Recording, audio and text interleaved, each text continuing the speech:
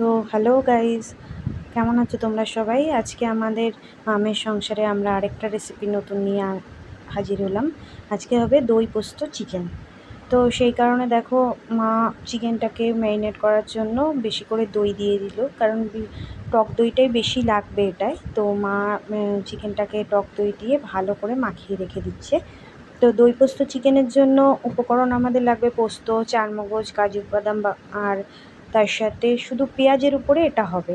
পেঁয়াজটা দুরকমভাবে লাগবে। একটা পেঁয়াজ হলো কিছুটা কুচি পেঁয়াজ, মা দেখো উনুনে কড়াইয়ে তেল গরম করে ছেড়ে দিল, এটা হবে বেরেস্তা টাইপের, ভেজে রেখে দেওয়া হবে। আরেকটা হলো পেঁয়াজটাকে বেটে নেওয়া হবে।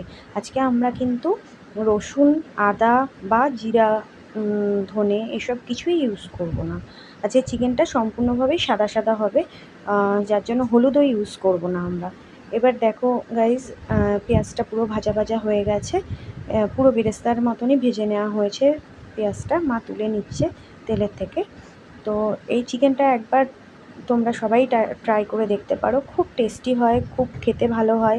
আমি তো খেয়েছি, খুব ভালো লেগেছে। তো এর জন্য আমাদের এই চিকেনটার জন্য খানিকটা বাটার লাগবে। তো মা তেলটার মধ্যেই বাটার দিয়ে দিল অনেকটাই পরিমাণে, এবং গরম মশলা দিল, লবঙ্গ, এলাচ আর হলো একটু দারচিনি আর একটা শুকনো লঙ্কা ফোড়নে দিয়ে দিল। এবার বাটারটা একটু গলতে টাইম দিয়েছে মা। এরপর এই দই মাখানো চিকেনটা ম্যারিনেট করা রয়েছে এটাকে ঢেলে দিল।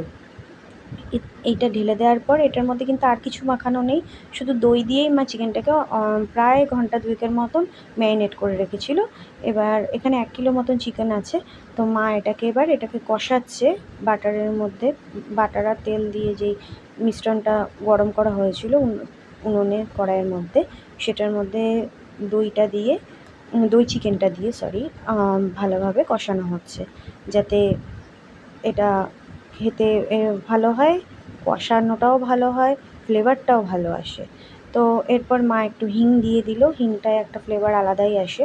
এরপর দেখো গাইজ, মা পেস্ট করে রেখেছে মশলাটা। পেঁয়াজ, বড় দেখে পেঁয়াজ দিয়ে লাগবে।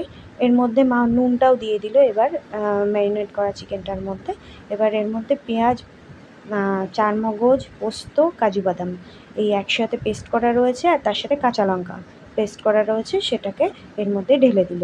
কারণ এটার মধ্যে শুকনো লঙ্কা একমাত্র ফোড়ন ছাড়া অন্যভাবে ইউজ করা যাবে না, যেহেতু যেটা সাদা ওপরেই হবে চিকেনটা। তো মা এই মিশ্রণটাকে ঢেলে দিয়ে ভালো করে কষাচ্ছে, যাতে মাংসের মধ্যে মশলাটা ভালোভাবে মিশে যায় এবং খেতেও টেস্টি হয়, দেখতেও ভালো লাগে। এবং নুনটা তো তোমরা দেখেছোই, তোমরা স্বাদ মতো নুন দেবে, তোমাদের যার যেরকম নুন খেতে ইচ্ছা সেরকম দেবে।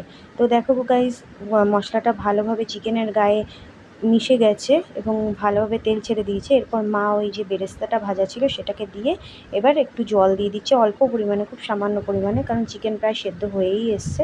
এবার এটাকে মা ভালোভাবে কষিয়ে নিচ্ছে, যাতে বেরেস্তাটা আর জলটা ভালোভাবে মিশে ভালোভাবে ফুটে ওঠে এবং চিকেনটা খেতেও খুব দুর্দান্ত সুস্বাদু লাগে। এরপর এটাকে একটুখানি ফুটতে দিচ্ছে মা, যাতে ফুটে উঠলে খুব গ্রেভিটা ভালো লাগে খেতে।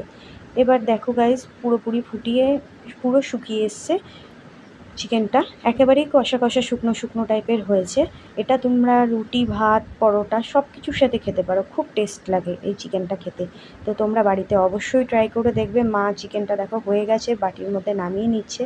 কার কীরকম লাগবে অবশ্যই জানিও, করে খেলে কেমন লেগেছে টেস্ট অবশ্যই জানিও। আজকের মতো টাটা।